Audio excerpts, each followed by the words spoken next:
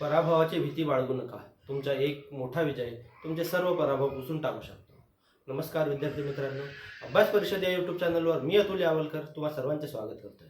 मित्रांनो, महाराष्ट्र लोकसेवा आयोगाने कंबाईन ग्रुप बी व ग्रुप सी ची जी एकत्रित जाहिरात प्रसिद्ध केलेली आहे, त्या परीक्षेची जी तारीख आहे ती 30 एप्रिल आहे.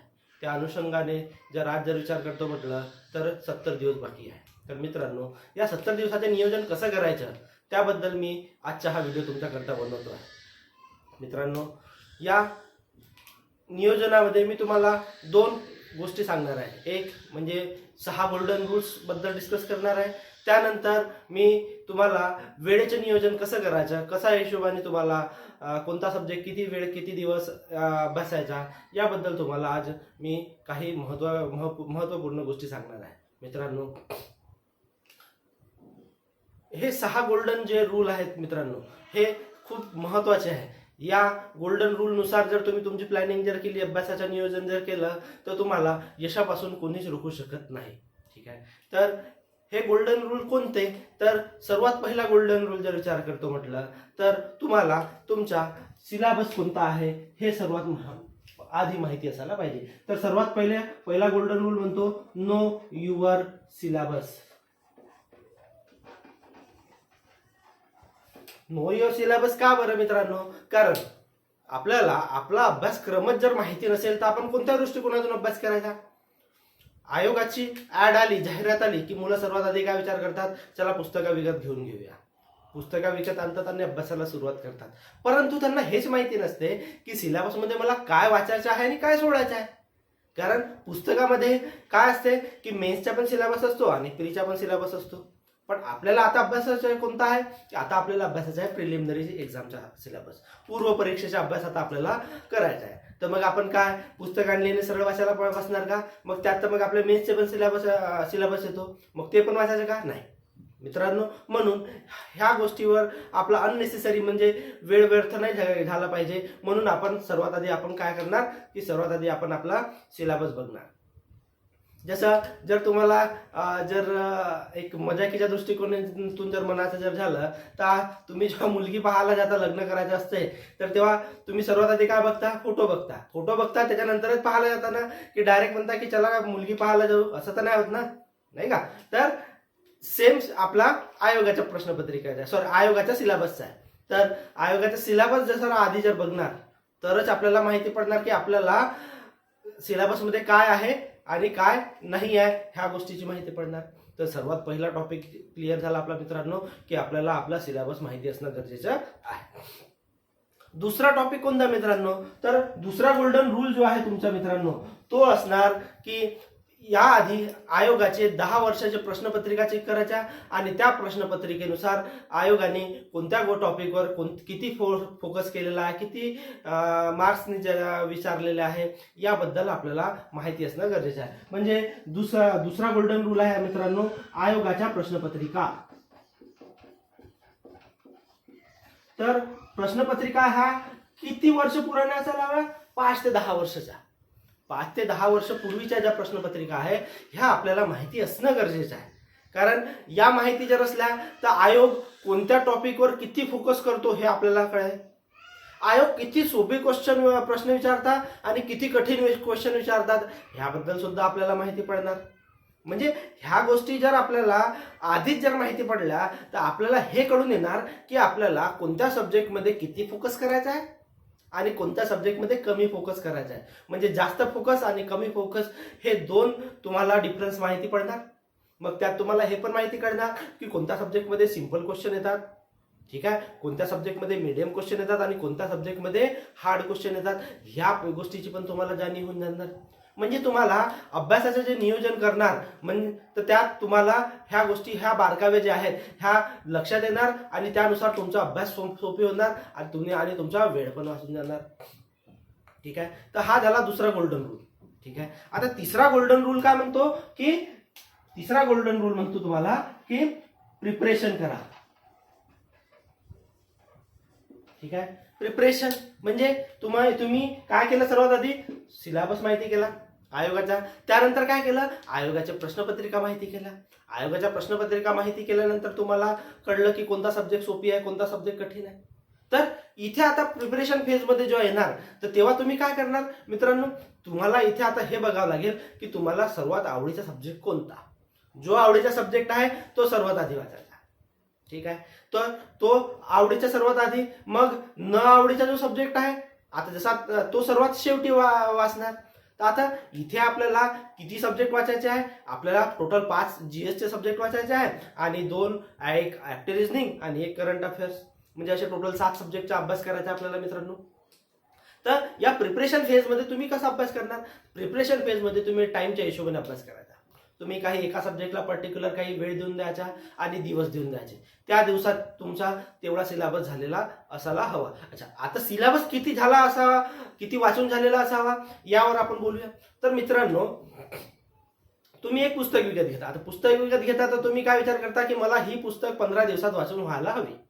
मित्रांनो, आपण त्याचकरिता आपल्याला पूर्ण पुस्तक वाचणं हा एम असायला नको. म्हणूनच त्याचकरता मी तुम्हाला म्हटलं की पहिला गोल्डन रूल जो आहे हा सर्वात महत्वाचा आहे. कारण आपल्याला पुस्तक वाचायची नाही आहे, आपल्याला काय वाचायची आहे, आपला सिलेबस ओरिएंटेड किती मॅटर आयोगाने ठरवलेला आहे, किती सिलेबस ठरवलेला आहे तेवढं आपल्याला वाचायचं आहे. म्हणजे तेवढं वाचायचं आहे म्हणजे आपल्याला तेवढं 100% वाचायचं आहे. ठीक आहे, आता हा एक दुसरा प्रश्न पडतो की सर जे ठरलेले दिवस आहे 10 किंवा 15 दिवस, तर त्या 10-15 दिवसात आपण तो 100% सिलेबस वाचणं होईल का.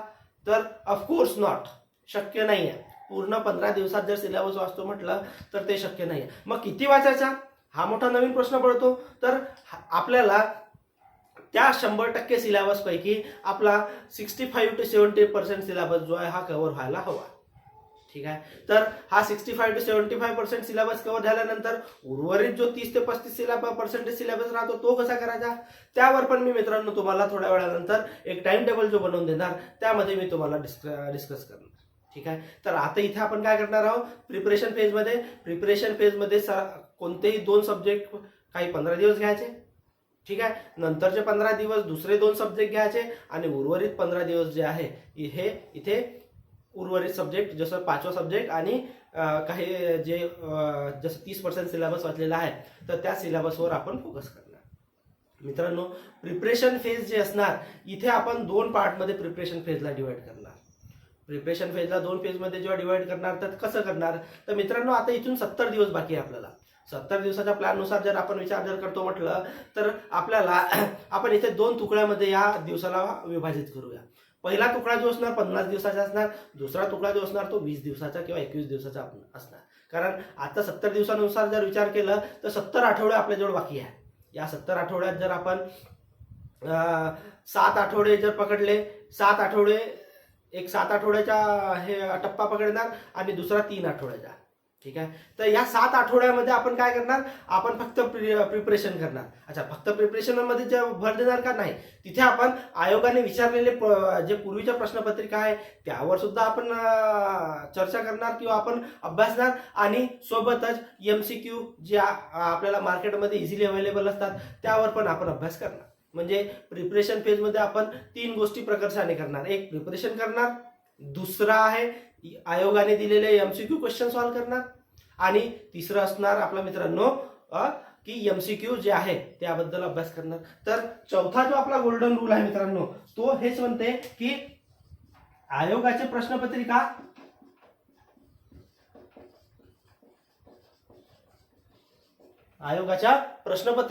आणि सोबतच काय MCQ ची प्रॅक्टिस. तर प्रिपरेशन फेज मध्ये तुम्ही अजून एक गोष्ट करावं लागेल तुम्हाला. प्रिपरेशन फेज मध्ये काय करावं लागेल की प्रिपरेशन फेज मध्ये तुम्ही काय करणार, जो महत्त्वपूर्ण टॉपिक वाटतो त्याला एक तर अंडरलाईन करणार किंवा हायलायटरने तुम्ही हायलाइट करणार. याचा फायदा कसा होणार मित्रांनो, जेव्हा तुम्ही उर्वरित जो दुसरा जो टप्पा आहे आपला, जो 21 दिवसाचा टप्पा आहे किंवा 20 दिवसाचा जो टप्पा आहे, तर त्या 20 दिवसाच्या टप्प्यात तुम्हाला रिव्हिजन करावं लागेल. तर ही रिव्हिजन या अंडरलाईन पार्टने तुमची सोपी होणार. मग तुम्ही पुन्हा सेकंड टप्प्यामध्ये जो 21 दिवसाचा जो टप्पा आहे, 20 दिवसाचा जो टप्पा आहे, त्यामध्ये पुन्हा तुम्ही पुस्तक वाचणार का, नाही. त्यामध्ये काय करणार, जेवढं अंडरलाईन केलेला मॅटर आहे, जेवढा अंडरलाईन केलेला पार्ट आहे तेवढंच तुम्ही रिव्हिजन पार्टमध्ये वाचणार. तर पाचवा गोल्डन रूल काय म्हणतो तुमचा? पाचवा गोल्डन रूल म्हणतो की तुम्ही रिव्हिजन करणार. काय करणार? रिव्हिजन करणार. तर रिव्हिजन कशी करायची? आपल्याला पुस्तक वाचत बसायचं नाहीये. आपल्याला काय करायचं आहे की जेवढा अंडरलाईन केलेला पार्ट आहे तोच वाचायचा आहे. ठीक आहे. तर रिव्हिजन कधी आणि किती वेळा करायची हा एक अजून मोठा प्रश्न येतो. रिव्हिजन मित्रांनो, इथून जसं आज पासून 70 दिवस जर बाकी आहे तर 69 दिवसापर्यंत म्हणजे 29 एप्रिल 2023 पर्यंत तुम्हाला रोज रिव्हिजन करायची आहे. काय करायची आहे? रोज रिव्हिजन करायची आहे. अच्छा, रोज रिव्हिजन करायची आहे तर किती वेळ करायची आहे? हार्डली अर्धा तास ते म्हणजे 30 मिनिट ते 45 मिनिटापर्यंत तुम्हाला रोज रिव्हिजन करायची आहे. मग आपण रिव्हिजन कशी करायची आणि किती सब्जेक्टची करायची? मित्रांनो समजून घ्या की आज मी इतिहास आणि भूगोल सब्जेक्ट वाचलेला आहे आणि त्यासोबत मी आफ्टर रिजनिंग केलेला आहे 1 घंटा किंवा अर्धा तास किंवा पाऊण घंटा, जो काही तुम्हाला योग्य वाटते त्यानुसार, आणि सोबत करंट अफेअर्सचा अभ्यास केलेला आहे. तर या चारही सब्जेक्टच्या 15-15 मिनिटाचा जरी तुम्ही स्लॉट जर डिसाईड केला तर त्या 15-15 मिनिटाच्या किंवा तुम्हाला योग्य कसा हिशोबाने वाटते त्यानुसार स्लॉट जर बनवला तर दिवसाचा सर्व शेवट जो असतो, जसं आपण आता झोपण्याच्या 1 तास पूर्वी तर 1 ते 1.5 तास पूर्वी तुम्ही सर्वात आधी रिव्हिजनला फोकस करायचा.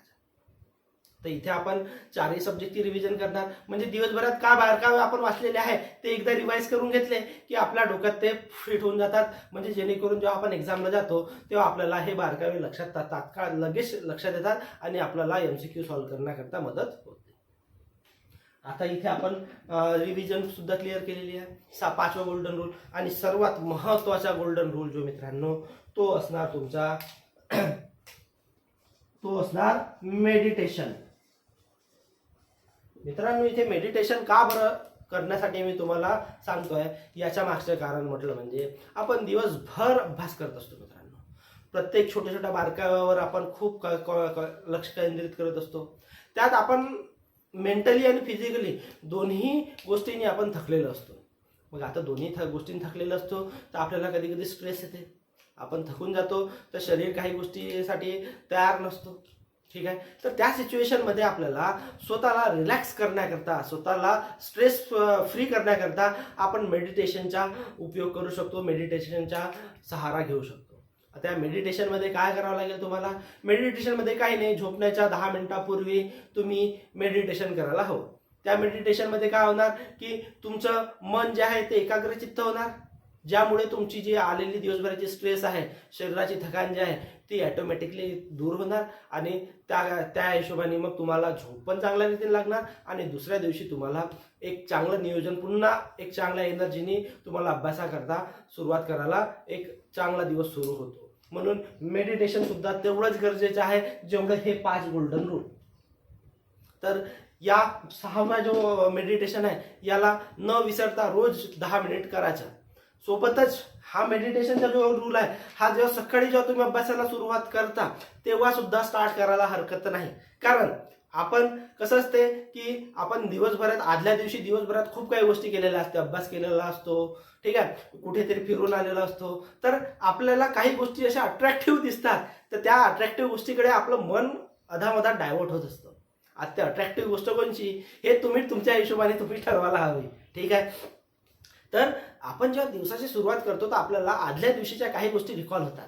तर आदल्या दिवशीच्या ह्या रिकॉल झालेल्या गोष्टी असतात तर ह्या अननेसेसरी ज्या गोष्टी रिकॉल होतात ना मित्रांनो, तर ह्या आपल्याला डिस्ट्रॅक्ट करतात. ह्या गोष्टीपासून डिस्ट्रॅक्ट नको व्हायला म्हणून सकाळी जेव्हा आपण अभ्यासाला जेव्हा टेबलवर बसतो तर तेव्हा काय करायचं, तेव्हा पुन्हा एकदा 10 मिनिट किंवा 5 मिनिट मेडिटेशन स्टार्ट करायचं. ठीक आहे. मेडिटेशननी तुम्हाला कॉन्सन्ट्रेशन येईल, स्ट्रेस जे आहे ते पुन्हा जे आहे ते गायब निघून जाणार आणि तुम्हाला एक मोकळ्या श्वासाने, एक मोकळ्या मनाने तुम्हाला अभ्यास करण्याकरता एक चांगला वेळ तयार होऊन जाणार. तर हे झाले मित्रांनो तुमचे 6 गोल्डन रूल. या 6 गोल्डन रूलनुसार जर तुम्ही अभ्यास जर केला तर मी तुम्हाला अश्युरिटी देतो की तुम्ही नक्कीच तुमचा अभ्यास पूर्ण करून परीक्षा पास होऊ शकता. तर हे तर झाले मित्रांनो 6 गोल्डन रूल. आता आपण बघणार मित्रांनो की अभ्यासाचं नियोजन जे आहे, अभ्यासाचं नियोजन आता कसं करणार, अभ्यासाच्या वेळा कसा ठरवणार. मित्रांनो कमीत कमी आता मी तुम्हाला 2 टप्पे सांगितलेले आहे. तर 2 टप्पे कोणते कोणते? एक आहे 50 दिवसाचा किंवा 7 आठवड्याचा टप्पा. दुसरा टप्पा सांगितलेला आहे तुम्हाला 21 दिवसाचा किंवा 3 हप्त्याचा टप्पा. तर सर्वात आधी आपण 50 दिवसाचा टप्पा बघणार, म्हणजे 49 दिवसाचा, सॉरी, ठीक आहे, 49 दिवसाचा टप्पा बघणार, जो 7 आठवड्याचा बघणार. तर या 7 आठवड्यात आपण नियोजन कसं करणार मित्रांनो? या 7 आठवड्यामध्ये तुम्हाला कमीत कमी 8 आवर जे आहे ते अभ्यासावा लागणार. कमीत कमी म्हणतोय, किती? कमीत कमी. तुम्ही इथे 10 घंटे पण अभ्यास करू शकता, ठीक आहे, 10 घंटे पण अभ्यास करू शकता तुम्ही. जास्तीत जास्त 12-14, तुमच्या हिशोबाने तुम्हाला किती फिजिबल असते तेवढा तुम्ही इथे अभ्यास करू शकता. तर मी इथे तुम्हाला म्हणतोय की पहिला जो टप्पा आहे, पहिला टप्पा जो आहे हा जो 7 आठवड्याचा आहे, या 7 आठवड्याच्या टप्प्यामध्ये कमीत कमी तुम्ही किती अभ्यास करायला पाहिजे? 8 घंटे अभ्यास करायला पाहिजे. तर या 8 घंट्याचं नियोजन कसं करणार?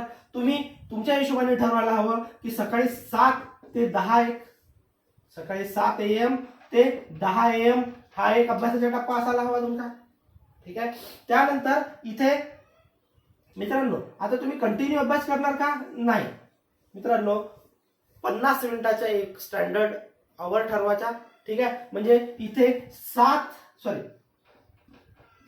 वाजता सुरू जर केलं तर 7:50 मिनिटापर्यंत तुम्ही एक स्लॉट ठरवून घ्यायचा, ठीक आहे. आपल्याला 7 ते 10 अभ्यास करायचा आहे, बट 7 वाजता स्टार्ट केलं तर कितीपर्यंत अभ्यास करायचा कंटिन्यू? 7:50 मिनिटापर्यंत. मग इथे 5 ते 10 मिनिटाचा ब्रेक घेऊन घ्यायचा आणि मग पुन्हा 8ला सुरुवात करायचं. कधीपर्यंत? 8:50 पर्यंत. पुन्हा इथे 5 ते 10 मिनिटं. कारण मित्रांनो, आता हे स्लॉट घेण्याचं काम, हे एवढं वेळ जे 10 मिनिटाचा ब्रेक घेण्याचं का रिझन आहे? ठीक आहे, 10 मिनिटाचा ब्रेक घेण्याचे रिझन हे आहे मित्रांनो की आपण कन्सिस्टंटली जेव्हा बसून राहतो तर शरीराला तशी सवय नसते, आणि सवय जरी असली तर मग आपल्याला त्रास होतो, जसं पाठीचं दुखणं असते, ठीक आहे, स्ट्रेस तयार होते, कंटिन्यू वाचू आळस येतो. तर हे जे आळस आहे या 10 मिनिटात जे आहे, जे काही प्रॉब्लेम क्रिएट होऊ शकतात हे सर्व या 10 मिनिटात ऑटोमॅटिकली निघून जातात. थोडं रिलॅक्स मोडमध्ये येतो, मग पुन्हा आपण ताजं होऊन जातो, आणि ताजं झालं की 8 ते 8:50 पर्यंत पुन्हा. तर असे 10 वाजतापर्यंत तुमचा 3 घंट्याचा एक स्लॉट तयार होतो, सॉरी 2.5 घंट्याचा अभ्यास होऊन जातो तुमचा, ठीक आहे. या 2.5 घंट्याच्या अभ्यासानंतर तुम्ही इथे 10 वाजता 10 ते 10:30 पर्यंत तुम्ही तुमचे आयोगाचे क्वेश्चन, ठीक आहे, आणि MCQ ची प्रॅक्टिस करू शकता. तर तुम्ही इथे पहिला स्लॉट कितीचा आहे मित्रांनो? 7 ते 10:30 पर्यंत तुम्हाला एक GS सब्जेक्टचा अभ्यास करायचा आहे. त्यात तुमचे काय काय आलं? प्रिपरेशन पण आली, रीडिंग पण आली, आणि आयोगाचे आलेले पूर्वीचे जे प्रश्नपत्रिका आहे त्या पण झालेल्या आहे, आणि सोबत तुम्ही MCQ क्वेश्चन पण सॉल्व्ह करू शकता. मित्रांनो, तुम्ही इथे स्लॉट हा वाढवू शकता. 10:30चा मी जो तुम्हाला सांगितलेला आहे तो तुम्ही 11 पण करू शकता किंवा 11:30 पण करू शकता. तो तुम्ही ठरवायचा की कोणत्या सब्जेक्टला किती वेळ द्यायचं हे तुम्ही ठरवायचं, ठीक आहे. त्यानंतर हा एक पहिला स्लॉट झालेला आहे. दुसरा स्लॉट काय? आता जसं आता 11:30 पर्यंत हे केलं. आता बेसिकली जसं तुम्ही मेसचे पुणेमध्ये राहणारे किंवा अदर जे रूम करून राहणारे मित्र राहतात, तर ते 12च्या दरम्यान जेवण करायला जातात, ठीक आहे. तर इथे तुम्ही एक गॅप ठेवून द्यायची, 12 ते 1 किंवा 1:30 वाजतापर्यंत एक गॅप ठेवून द्यायची, ठीक आहे. त्यानंतर ही गॅप ठेवायची की नाही ठेवायची हे सर्वस्वी तुमच्यावर डिपेंड करते, ठीक आहे. तर मी माझ्या हिशोबाने जर मी विचार करतो तर मी 12 ते 1:30 वाजतापर्यंत एक स्वतःसाठी एक पर्सनल स्पेस ठेवणार. त्यानंतर पुन्हा 1:30 स्टार्ट जर केलं, ठीक आहे, तर 1:30 पासून जर स्टार्ट केलं तर तुम्ही इथे 4 वाजतापर्यंत किंवा 4:30 पर्यंत तुम्ही अभ्यास करू शकता. हा सेकंड सब्जेक्ट, हा म्हणजे GS2. इथे आपण काय केलेलं आहे, एवढा पार्टमध्ये काय केलेलं आहे, GS1 म्हणजे तुम्ही कोणता सब्जेक्ट घेणार? जो तुम्हाला आवडतो, इतिहास असो, भूगोल असो, अर्थशास्त्र असो, राज्यघटना असतो किंवा विज्ञान असो, जो तुम्हाला आवडतो तो सब्जेक्ट सर्वात आधी इथे घ्या. आणि इथे काय, पुन्हा सेम GS2, जो तुम्हाला 5 सब्जेक्ट पैकी आवडतो तो. त्यानंतर इथे 4:30 ते 5 किंवा 5:30 पर्यंत काय करणार मित्रांनो? तुम्ही 4:30 ते 5 पर्यंत काय करणार? इथे तुम्ही घेणार आयोगाच्या प्रश्नपत्रिका, आणि त्या टॉपिकवर जो टॉपिक तुम्ही वाचलेला आहे, जो चॅप्टर सब्जेक्ट तुम्ही वाचलेला आहे, तर त्या चॅप्टरचे MCQ क्वेश्चन इथे हे घेणार. तर आयोगाच्या प्रश्नपत्रिका आणि MCQ. आयोगाचे MCQ आयोगाने दिलेले, म्हणजे आयोगाने याआधी पूर्वीचे विचारलेले MCQ, आणि जे तुम्हाला मार्केटमध्ये अवेलेबल असतात MCQ, त्या MCQ चे प्रिपरेशन करणार. तर इथे मित्रांनो तुमचे 1.5 ते 5.5 पर्यंत दुसरा सब्जेक्ट झालेला आहे, बरोबर आहे. त्यानंतर मित्रांनो हे एवढं झालं की नंतर आपल्याला अजून भरपूर वेळ मिळतो. आता आपले सब्जेक्ट आता किती सब्जेक्ट झाले आहे मित्रांनो, एक GS1 आणि एक GS2. मी तुम्हाला म्हटलं होतं की रोज दिवसाला 4 सब्जेक्ट वाचायचे. एक GS1 झालेला आपला, एक GS2 झालेला, आणि कंपल्सरी 2 सब्जेक्ट जे आहे ते 29 एप्रिल पर्यंत वाचायचे आहे. एक म्हटलं म्हणजे ऍक्टिव्ह रिजनिंगची प्रॅक्टिस करायची, दुसरा करंट अफेअर्सची रेग्युलर रीडिंग करायची. तर हे 2 सब्जेक्ट जे आहे रेग्युलर असणार. तर या दोन्ही सब्जेक्टला तुम्ही एक स्टँडर्ड वेळ तुम्ही ठरवून घ्यायची की कोणत्या टायमाला तो वाचायचा आहे. तर बेसिकली आपण ते दोन्ही सब्जेक्ट जे आहे ते सायंकाळला वाचू शकतो, किंवा जसं मी इथे 1.5 ते 4.5 जो दिलेला आहे, तर तुम्ही इथे 1 घंटा, म्हणजे काही मुलांना असं वाटतं की आपण जेवण करून जेव्हा येतो तेव्हा आपण ऍक्टिव्ह रिजनिंगची प्रॅक्टिस केलेली चालेल, तर ते पण तुम्ही तुमच्या हिशोबाने टाइम ठरवू शकता. ठीक आहे. तर दुपारी पण तुम्ही ऍक्टिव्ह रिजनिंगची प्रॅक्टिस करू शकता. आता इथे 5:30, आता तुम्ही पुन्हा अर्धा तासाचा ब्रेक देऊन द्यायचा. इथे एक ब्रेक देऊन द्यायचा. ठीक आहे. ब्रेक दिल्यानंतर मित्रांनो 6 ते 7 पर्यंत तुम्ही एक तर करंट अफेअर्स वाचा किंवा ऍक्टिव्ह रिजनिंग वाचा. हा तुमचा सर्वस्वी वैयक्तिक निर्णय असणार. आता इथे 2 सब्जेक्ट आहे, ऍप्टी आणि रिजनिंग, कारण आजकाल आयोग जो आहे हा ऍप्टीवर फोकस करून राहिलेला आहे. तर तुम्ही कोणता सब्जेक्ट आधी कंप्लीट करायचा हा तुम्ही ठरवायचा, किंवा काय करायचं, एक दिवस ऍप्टी घ्यायची, ऍक्टीचा चॅप्टर, आणि एक दिवस दुसऱ्या दिवशी काय घ्यायचा, रिजनिंगचा चॅप्टर. तर इथे तुम्ही तुमच्या हिशोबाने ठरवून घ्यायचं की कोणता चॅप्टर कधी घ्यायचा. ठीक आहे. तर या हिशोबाने तुम्ही रोज 1 तास ऍप्टिव्ह रिजनिंगची प्रॅक्टिस करायची. ठीक आहे. त्यानंतर इथे तुम्ही पुन्हा लोकांना 7 वाजता जेवणाची भूक लागली असते जोरात, तर ते तुम्ही इथे ब्रेक घेऊ शकतात, किंवा तुम्ही 7 ते 8 काय करणार मित्रांनो, 7 ते 8 जे आहे इथे तुम्ही करंट अफेअर्सची प्रॅक्टिस करायची, किंवा करंट अफेअर्सची जी आहे इथे रीडिंग करून घ्यायची. ठीक आहे. इथे तुम्ही काय केलेलं आहे, 7 ते 8 जे आहे ते करंट अफेअर्सवर फोकस केलेला आहे. ठीक आहे मित्रांनो. इथे तुमचं 7 वाजता सुरू झालं होतं सकाळी, आणि 8 वाजता करंट अफेअर्सच्या रीडिंगवर कम्प्लीट झालेलं होतं. त्यानंतर इथून समोर जे आहे हे तुम्ही इथे नंतरचा जो वेळ आहे 8 वाजता, ठीक आहे, 8 वाजता नंतर तुम्हाला 2 ऑप्शन्स आहेत. एक, पेपर सॉल्व करू शकता, टेस्ट पेपर सॉल्व करू शकता, किंवा MCQ क्वेश्चनची प्रॅक्टिस करू शकता. ठीक आहे. तर काय करू शकता तुम्ही, 8 नंतर तुम्ही टेस्ट पेपरची अभ्यास करू शकता, किंवा MCQ ची प्रॅक्टिस करू शकता. ठीक आहे. हे सर्वस्वी तुमच्यावर डिपेंड करणार. आणि सर्वात शेवटी काय करणार, रिव्हिजन. ठीक आहे. सर्व झालं की सर्वात शेवटी मग काय करणार, एकदा रिव्हिजन करणार, आणि मग झोपण्याच्या पूर्वी मेडिटेशन. तर हा असणार टाइम टेबल. अच्छा, आता आपण किती दिवस कोणता सब्जेक्ट घ्यायचा, आता यावर आपण बघणार. हा तर मी सांगितलं तुम्हाला टाइम टेबल की तुम्ही तुमच्या हिशोबाने असा सब्जेक्टचा प्लॅनिंग करायला हवी. आता आपल्याला 7 वीकनुसार आता आपण सब्जेक्टचं डिस्ट्रीब्युशन करूया. ठीक आहे. तर पहिला आणि दुसरा वीक म्हणजे पहिले 2 वीक. ठीक आहे. तर पहिल्या 2 वीक मध्ये अभ्यास कसा करायचा, तर पहिल्या 2 वीक मध्ये GS1 इथे मी आता माझ्या हिशोबाने लिहून ठेवतो. मी इथे इतिहास घेतलेला आहे. हा सब्जेक्ट तुम्ही तुमच्या हिशोबाने सिलेक्ट करायचा. GS1, ठीक आहे, इतिहास घेतलेला आहे. ठीक आहे. आता इतिहास जो घेतलेला आहे याला तुम्ही 4 ते 5 घंटे घ्या. 4 ते 5 आवर्स घ्या. इथे जर घेतले तुम्ही तर तुम्हाला एक सब्जेक्ट क्लिअर होतो आरामात. ठीक आहे. नंतर दुसरा असणार GS2. ठीक आहे. GS2 जो असणार हा आपण घेऊया जिओग्राफी किंवा भूगोल. याला 3 ते 4 आवर्स घ्या तुम्ही. ठीक आहे. 3 ते 4 आवर्स जे आहे हे तुम्ही तुमच्या हिशोबाने ठरवायचे. ठीक आहे. त्यानंतर GS2 भूगोल घेतलाय. ठीक आहे. त्यानंतर आपण एक घेतोय ऍक्टिव्ह रिजनिंग, आणि सर्वात शेवटी घेतो करंट अफेअर्स. मित्रांनो आता तुम्ही इथे काय घेतलेलं आहे, पहिल्या 2 वीक मध्ये किती सब्जेक्ट घेतलेले आहेत, 2. आपल्याला सिलेबस किती कव्हर करायचा आहे, आपल्याला सिलेबस 70% पर्यंत क्लिअर करायचा आहे. सिलेबस हा, मी तुम्हाला प्रिलिमिनरीच्या सिलेबस बद्दल बोलतोय, पुस्तकी बद्दल बोलत नाही. तर त्या कारणाने तुम्हाला सिलेबस जो आहे 70% क्लिअर करायचा आहे या 15 दिवसात, म्हणजे या 14 दिवसात, या 2 वीक मध्ये. ठीक आहे. मग उर्वरित 30 दिवसाचा कसं करायचा, 30 दिवसाचा आपण येऊया त्याच्यावर.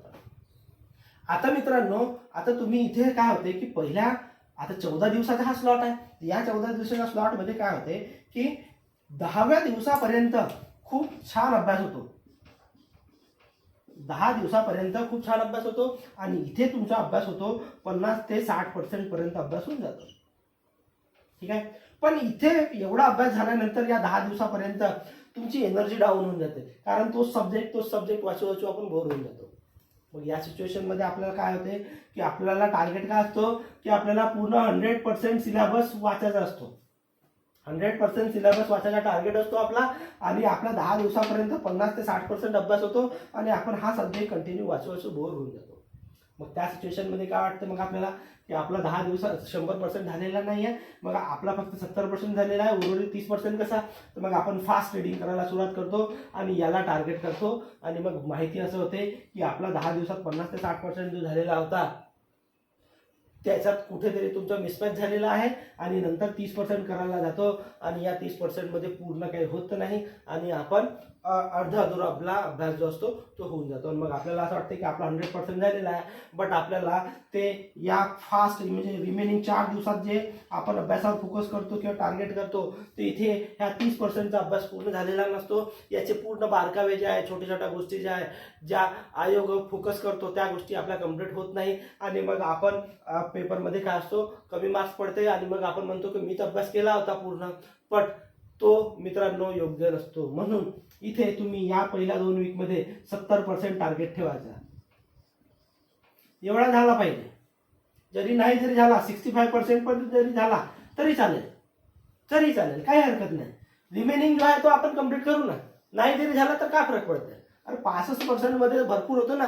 तुम्हाला 100 पैकी 65 मार्क जरी मिळाले 65%च्या हिशोबाने तुम्ही कोणते ना कोणते आपल्या मेन्स मध्ये एलिजिबल होऊनच जाणार. बरोबर आहे. तर मित्रांनो इथे तुम्ही 14 दिवसात 70% सिलेबस झाला पाहिजे या हिशोबाने टार्गेट करा. तर मी इथे काय केलं, पहिल्या 2 वीक मध्ये कोणती सब्जेक्ट घेतले, एक इतिहास घेतला आणि एक भूगोल घेतला. ठीक आहे. ऍक्टिव्ह रिजनिंग आणि करंट अफेअर्स ते 29 एप्रिल पर्यंत चालूच असणार, 1 घंटा डेली. याला 1 घंटा आणि याला 1 घंटा. ठीक आहे. तर या हिशोबाने प्लॅनिंग असणार आपली. ठीक आहे. नंतरचा जो नेक्स्ट 3रा आणि 4था वीक असणार मित्रांनो, नंतरचा 3रा आणि 4था वीक जो असणार त्यामध्ये आपण काय करणार, त्यामध्ये 3रा आणि 4था वीक, 3rd आणि 4th वीक. 3rd आणि 4th वीक मध्ये काय करतात आपण आता GS3 आणि GS4. ठीक आहे. GS3 आणि GS4 या सब्जेक्टची रीडिंग करणार. ऍक्टिव्ह रिजनिंग कंपल्सरी आणि करंट अफेअर्स दोघांना 1-1 घंटा ईच देऊन द्यायचा. इथे तुम्हाला सब्जेक्ट वाईज किती टाइम सिलेक्ट करायचा आहे, किती टाइम द्यायचा हे तुम्ही ठरवायचं आहे. बरोबर आहे. आणि हे सर्व झालं की काय करायचं, सेम MCQ क्वेश्चन, आयोगाचे MCQ क्वेश्चन आणि जे मार्केटमध्ये अवेलेबल असलेले MCQ क्वेश्चन आहे त्याचा अभ्यास करायचा आणि सर्वात शेवटी काय करायचं, रिव्हिजन. ते ह्या 2 गोष्टी तुम्ही न विसरता रोज करायच्या. म्हणजे हे या 3 वीक मध्ये 3रा आणि 4था वीक मध्ये तुम्ही GS3 सब्जेक्ट घेतला, GS4 सब्जेक्ट घेतला, ऍक्टिव्ह रिजनिंग घेतली, करंट अफेअर्स घेतला आणि आयोगाचे प्रश्नपत्रिका, आयोगाचे MCQ घेतले आणि मार्केटचे MCQ घेतले, ते त्यांची प्रॅक्टिस केली आणि सफिशियंट. हा 3रा आणि 4था वीक तुमचा इथे क्लिअर होतो. बरोबर आहे. तर पहिल्या 4 वीक मध्ये किती सब्जेक्ट झाले मित्रांनो, सेम 4 सब्जेक्ट झाले. आता किती सब्जेक्ट बाकी आहे, 1 सब्जेक्ट बाकी आहे. आणि किती वीक बाकी आहे आपल्याजवळ, 3 वीक्स बाकी आहे. बरोबर आहे. 3 वीक्स बाकी आहे आणि 1 सब्जेक्ट बाकी आहे फक्त. आणि रिमेनिंग किती % सिलेबस बाकी आहे मित्रांनो, 30% आपला सब्जेक्ट बाकी आहे, सिलेबस बाकी आहे. सब्जेक्ट नाही, सिलेबस बाकी आहे. सब्जेक्ट वाईज जो आयोगाने ठरवलेला सिलेबस आहे त्या सिलेबसनुसार 30% सिलेबस तुमचा बाकी आहे. तर या 30% सिलेबसला आता आपण इथून सुरुवात करणार.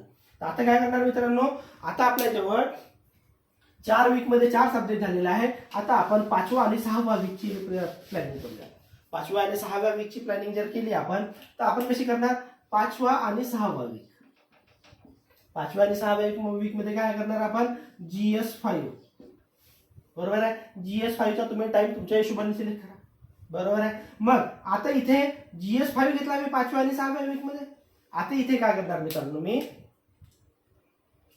इथे आता करणार मी GS1, जो माझा 30% सिलेबस बाकी होता, या 30% सिलेबसवर मी फोकस करणार. बरोबर आहे. ठीक आहे. या 30% सिलेबसवर किती वेळ द्यायचा तुम्ही तुमच्या हिशोबाने? 5 किंवा 1 हप्ता, किंवा म्हणजे 5 ते 6 दिवस, किंवा 1 हप्ता, 1 वीक. ठीक आहे. तुम्ही GS1 ला किती वेळ देणार?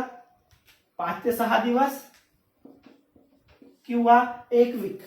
या 1 वीक मध्ये तुमचा किती सब्जेक्ट सिलेबस कंप्लीट होतो? 30%. म्हणजे तुमचा 100% सिलेबस इथे क्लिअर होऊन जातो. नाही जरी झाला तर सर आमचा 30% सिलेबस नाही होत त्या दिवसात, मग काय करायचं? टेन्शन नाही घ्यायचं, तेवढ्या याच्यावर थांबून जायचं. जरी तुमच्या पकडून घ्या की इथे फक्त 15% सिलेबस कंप्लीट झालेला आहे, तर त्या सिच्युएशनमध्ये इथे घाबरायची गरज नाही. 85% झाला आहे मित्रांनो, भरपूर झालेला आहे तो. आपण पूर्णचे पूर्ण क्वेश्चन अटेम्प्ट करतो का पेपरमध्ये? नाही. काही नाही काही आपण 90-85 क्वेश्चन अटेम्प्ट करतो 60 मिनिटात. तर मित्रांनो तुम्हाला इथे 85% सिलेबस जरी कंप्लीट झाला तरी मोर दॅन सफिशियंट आहे. ठीक आहे. तर इथे GS1 चा सब्जेक्ट घेतला, जो किती वेळ घेतला? 1 आठवडा किंवा 5 ते 6 दिवस. त्यानंतर GS2 चा सब्जेक्ट, पुन्हा किती बाकी आहे त्याचा सिलेबस? 30%. किती दिवस घेणार? 5 ते 6 दिवस किंवा 1 आठवडा. बरोबर आहे. ठीक आहे. तर इथे आता कोणता सब्जेक्ट क्लिअर झाला? GS1 पण क्लिअर झाला, GS2 पण झालेला आहे. बरोबर आहे मित्रांनो. आता इथे आपला GS5 जो सब्जेक्ट आहे, जो GS5 सब्जेक्ट जो आहे, या GS5 सब्जेक्टला आपण इथे पण किती कंप्लीट करणार? 70%. 70% सिलेबस इथे GS5 चा कंप्लीट जर झाला, तर इथे आता आपले टोटल किती हे झाले क्लिअर? 5वा आणि 6वा वीक कंप्लीट झालेला आहे. बरोबर आहे. ठीक आहे. इथे 5व्या आणि 6व्या वीक मध्ये तुमचा GS1 पण कंप्लीट झालेला आहे, GS2 पण कंप्लीट झालेला आहे. बरोबर आहे. आता आपला किती बाकी आहे? आता एक सर्वात शेवटला वीक बाकी आहे, जो 7वा वीक. ठीक आहे. 7वा वीक बाकी आहे मित्रांनो. इथे तुम्ही GS5, GS1, GS2, aptitude reasoning आणि करंट अफेअर्स या 5व्या आणि 6व्या वीक मध्ये पण कंटिन्यू ॲज इट इज ठेवणार. मग आता 7वा वीक बाकी आहे. 7व्या वीक मध्ये काय करणार? 7व्या वीक मध्ये आता काय करणार? GS3, GS4 आणि GS5 या तिन्ही सब्जेक्टच्या उर्वरित जो 30% सिलेबस आहे, याच्यावर फोकस करण्याचा प्रयत्न करणार. जेवढं होऊ शकते तेवढं करायचं. ठीक आहे. आता इथे मित्रांनो जो 30% होत नाही ना, तो पार्ट असा असतो, तो पार्ट असतो कठीण. बरोबर आहे. तो पार्ट कठीण असतो. तर त्या कठीण पार्ट मधला सर्वात सोपी कोणता आहे, जो आपण एक्झाम ओरिएंटेड करू शकतो, त्या पॉईंटवर फोकस करायचा. म्हणजे या 7व्या वीकमध्ये तुम्ही रिमेनिंग 30% सिलेबसवर फोकस करणार आणि हा 30% सिलेबस जो आहे हा तुमचा कव्हर करण्याचा प्रयत्न करायचा. जरी सुटलंही तरी टेन्शन घ्यायची नाही. जेवढं आहे तेवढं चांगलं करायचं, तेवढं स्ट्रॉंग करायचं. Each and every point clear झालेला पाहिजे, या गोष्टीवर फोकस करायचा. ठीक आहे. आणि सिलेबस जेवढा होतो तेवढ्यावर समाधानी मानायचं. ठीक आहे मित्रांनो. हे तर झाले आपले 7 आठवड्याचं प्लॅनिंग. ठीक आहे. आता मित्रांनो या 7 आठवड्यामध्ये आपण टेस्ट सिरीज कशा सॉल्व्ह करायच्या? आयोगाचा जे आहे, आयोगाचा जो पेपर असतो तो किती मिनिटाचा असतो? 60 मिनिटाचा. किती क्वेश्चन असतात? 100 क्वेश्चन. तर आपल्याला इथे प्रॅक्टिस करणं गरजेची आहे. टेस्ट प्रॅक्टिस जी असते ती खूप महत्त्वाची असते. टेस्ट प्रॅक्टिसवरून तुम्हाला तुमचा कॉन्फिडन्स बिल्डअप करू शकता तुम्ही. त्यानंतर तुमची प्रश्न सॉल्व्ह करण्याची ॲक्युरसी वाढवू शकता आणि तुम्हाला तुमचा वेळ जो आहे हा वाचवणं, किती कोणत्या क्वेश्चनला किती वेळ लागतो हे आयडेंटिफाय करायला तुम्हाला मार्गदर्शन होऊन जाते. तर आपल्याला या पहिल्या 7 वीकमध्ये, 1 ते 7 वीकमध्ये किती टेस्ट पेपर सॉल्व्ह करायचे याबद्दल आपण चर्चा करूया. तर पहिला वीक जो आहे, पहिला वीक जेव्हा आपण स्टार्ट करणार, बरोबर आहे, तर पहिल्या वीकमध्ये पहिले 6 दिवस जे आहे हे आपण अभ्यास करणार. रीडिंग फेजमध्ये, प्रिपरेशन फेजमध्ये. आणि शेवटला जो रविवार दिवस पकडूया, सध्या आपण रविवार पकडूया, तुम्ही तुमच्या हिशोबाने कोणताही करू शकता, तर 7वा दिवस जो असणार मित्रांनो, या 7व्या दिवसात तुम्ही सॉल्व्ह करणार टेस्ट पेपर. आता टेस्ट पेपर कोणता? सुरुवातीला काय करायचं मित्रांनो, हे जे टेस्ट पेपर असतात ना, हे आयोगाने जे दिलेल्या प्रश्नपत्रिका असतात, ज्या आपण 10 वर्षाच्या किंवा 5 वर्षाच्या सिलेक्ट करतो, तर या टेस्ट पेपरमध्ये आपण काय करायचं, आयोगाच्या प्रश्नपत्रिका सॉल्व्ह करायच्या सर्वात आधी.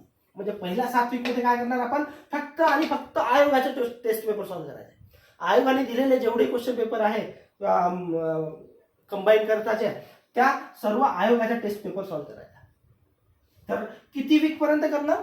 7ही वीक पर्यंत आयोगाचे एक टेस्ट पेपर सॉल्व्ह करणार. म्हणजे प्रत्येक आठवड्याला तुम्ही, म्हणजे पहिल्या आठवड्याला जे आयोगाचे टेस्ट पेपर सॉल्व्ह केलेली आहे, तर पहिल्या आठवडा झाली. दुसरा आठवडा जो आहे, दुसरा वीक जो आहे, या ह्याच्यात पण सेम तेच प्रोसिजर करणार.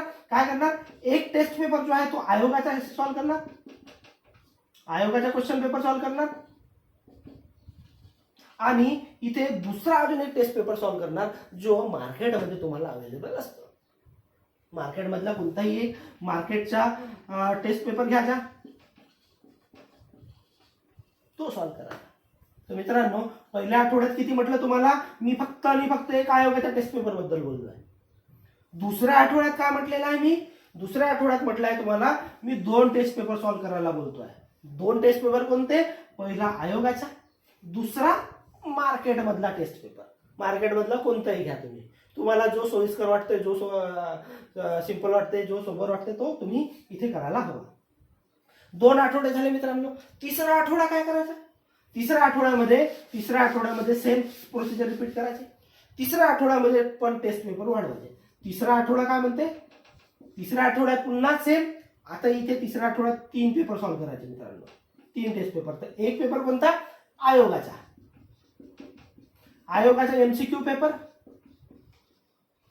ठीक आहे. दुसरा टेस्ट पेपर, ठीक आहे. टेस्ट पेपर कोणता? मार्केटचा. इथे मित्रांनो आता काय चेंज करायचं हे सांगतो तुम्हाला. इथे स्ट्रॅटेजी थोडी चेंज करूया आपण. इथे स्ट्रॅटेजी कशी, टेस्ट पेपर असतात, इथे एक टेस्ट पेपर घेतला मार्केटचा, आणि तिसरा पण आपण टेस्ट पेपर घेतला मार्केटचा. मित्रांनो आता इथे काय करायचं, इथे पॉइंट महत्वाचा आहे.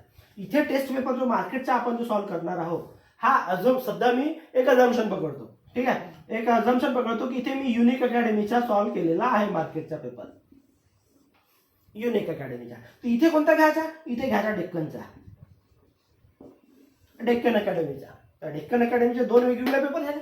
दोन्ही वेगवेगळ्या पेपरमध्ये तुम्हाला वेगवेगळे बारकावे मिळणार, वेगवेगळे क्वेश्चन्स मिळणार, वेगवेगळे करंट अफेअर्स मिळणार, वेगवेगळे सायन्सचे न्यूमेरिकल्स मिळणार. म्हणजे तुम्हाला इथे वेगवेगळा पॅटर्न माहिती पडणार, बरोबर आहे. वेगवेगळे एमसीक्यू क्वेश्चन सॉल्व्ह करायला मिळणार. तर मित्रांनो इथे तुमच्या तिसरा वीकचं नियोजन झालेलं आहे टेस्ट पेपरचं. चौथा वीक जो असणार, चौथ्या वीकमध्ये काय करणार?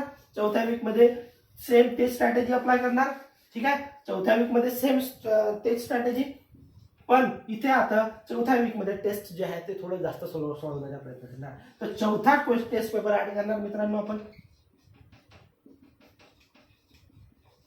चौथा टेस्ट पेपर जो ऍड करणार, जसं आता इथे सेम आयोगाचा तर कंटिन्यू ठेवणारच ठेवणार. आयोगाचा काय करणार? कंटिन्यू ठेवणार. एक टेस्ट पेपर युनिकचा घेणार, एक टेस्ट पेपर डेक्कनचा घेणार, आणि तिसरा जो आहे हा ज्ञानदीप प्रकाशनचा घेऊ शकता. ज्ञानदीप प्रकाशनचा तिसरा टेस्ट पेपर घ्या मित्रांनो. कोणत्या वीकमध्ये? चौथ्या वीकमध्ये, ठीक आहे. तर चौथ्या वीकमध्ये किती क्वेश्चन पेपर झालेले आपले? चौथ्या वीकमध्ये 4 क्वेश्चन पेपर झाले मित्रांनो. आता मग पाचव्या वीकमध्ये तेवढेच घ्यायचे का? नाही, 5व्या वीकमध्ये तसं नाही करायचं.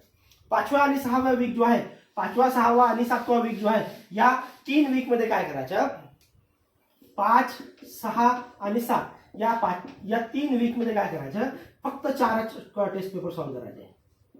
किती? 4. प्रत्येक वीकमध्ये काय? प्रत्येक वीकमध्ये म्हणजे 5व्या वीकमध्ये किती टेस्ट पेपर? 4. 6व्या वीकमध्ये किती टेस्ट पेपर? 4. 7व्या वीकमध्ये किती? 4. तर मग ते 4 कोणते? सेम. पहिला कोणता? आयोगाचा टेस्ट पेपर. दुसरा कोणता? मार्केट मधला 1, बरोबर आहे. दुसरा कोणता? तिसरा कोणता? Market number 2. म्हणजे इथे युनिक घेतलं तर इथे तुम्ही डेक्कन घेणार, चौथा कोणता? चौथा असणार मार्केट 3. इथे कोणता घेणार तुम्ही मित्रांनो? ज्ञानदीप प्रकाशन घेऊ शकता, तुम्हाला जो रिलायबलचा आहे. भरपूर काही मार्केटमध्ये तुम्हाला क्वेश्चन पेपर मिळणार, तर तुम्ही इथे यूज करू शकता. इथे तुम्ही ज्ञानदीपचा घेतला, बरोबर आहे. सेम मग 6व्या वीक मध्ये पण सेम करणार, 7व्या वीक मध्ये सुद्धा सेम प्रोसिजर करणार. हे झालं मित्रांनो 1 ते 7 आठवड्यापर्यंतच्या टेस्ट पेपरचं नियोजन. ठीक आहे. त्यानंतर आता येतो मित्रांनो शेवटला टप्पा, जो आपला 8, 9 आणि 10व्या वीकचा जो टप्पा येतो त्यावर फोकस करूया. ठीक आहे. तर 8, 9, 10 जो वीक आहे, या वीक मध्ये कसं करायचं? या वीक मध्ये 8वा, 9वा आणि 10वा वीक, या 4 वीक मध्ये तुम्हाला फक्त आणि फक्त 3च गोष्टीवर फोकस करायचं. पहिली गोष्ट म्हटलं म्हणजे रिव्हिजन. रिव्हिजन कोणती करणार?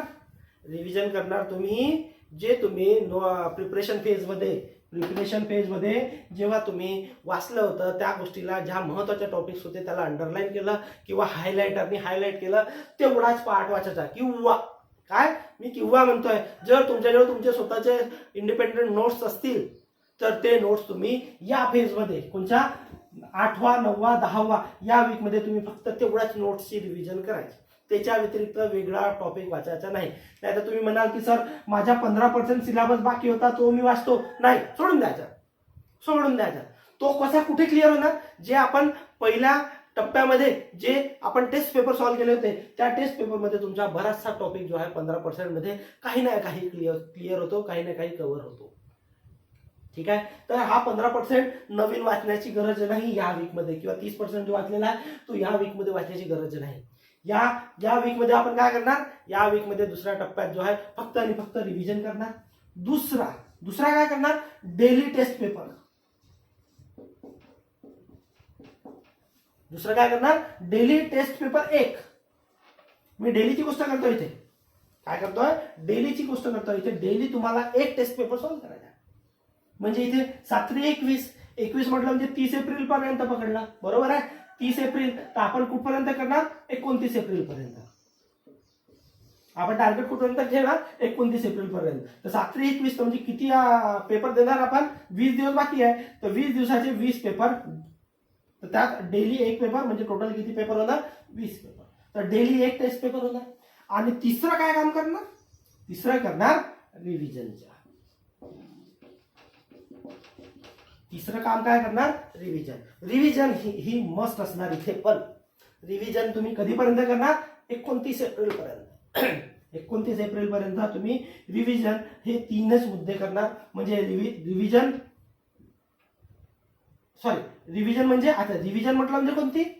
या पॉइंटला जे तुम्ही अभ्यास केलेला होता, म्हणजे या रिव्हिजनला जेव्हा तुम्ही रिव्हिजन केली होती, तर त्यालाच पुन्हा एकदा इथे रिवाइज करा. ठीक आहे. सर्वात शेवटी म्हणजे दिवसाच्या शेवटी जेव्हा तुम्ही अभ्यास करणार तेव्हा पुन्हा एकदा रिव्हिजन मारून घ्यायचे, बरोबर आहे. तर डेली टेस्ट पेपर झाले आणि रिव्हिजन झालं. ठीक आहे. आणि सर्वात शेवटी झोपण्याच्या पूर्वी पुन्हा आपलं कोणतं काय करणार? मेडिटेशन. ठीक आहे.